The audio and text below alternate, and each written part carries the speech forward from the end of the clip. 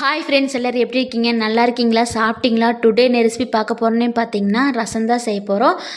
இந்த மாதிரி செஞ்சிங்கன்னா வீடே ஃபுல்லாக அப்படியே ரசம் அப்படியே மணக்கும். வீட்டுக்குள்ளே வந்தாலே அவ்வளோ மணமடிக்கும்.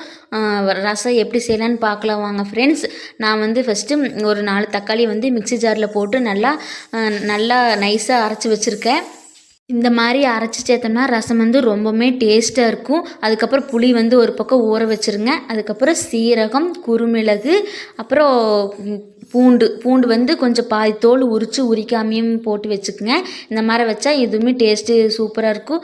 அப்புறம் கருவேப்பந்தழை அதுக்குள்ளே போட்டு அது கூடயே போட்டு கொட்டினாலும் பரவாயில்ல, இல்லை தனியாக நம்ம தாளிச்சிடும்போது போட்டாலுமே நல்லாயிருக்கும். எப்படி போட்டாலும் ஓகே தான்.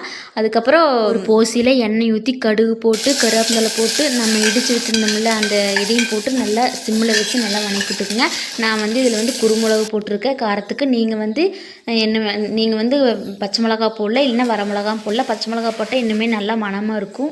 பெருங்காயத்தூள் போட்டு அதுக்கப்புறம் நம்ம கரைச்சி வச்சுருந்த புளிக்கரைசல் எல்லாத்தையும் போட்டு கொஞ்சம் மஞ்சத்தூள் போட்டு நல்லா கலக்கி விட்டுட்டு சும்மா லைட்டாக கொதி வந்ததுக்கப்புறம் எடுத்து லாஸ்ட்டாவது உப்பு போடணும். உப்பு போட்டு கொத்தமல்லி தழை தூவி இறக்கி வச்சு சுடு சாப்பாட்டுக்கு போட்டு சாப்பிட்டா அவ்வளோ ருசியாக இருக்கும். நீங்கள் சாப்பிட்டு எப்படி இருக்குன்னு சொல்லி கமெண்ட் பண்ணுங்கள்.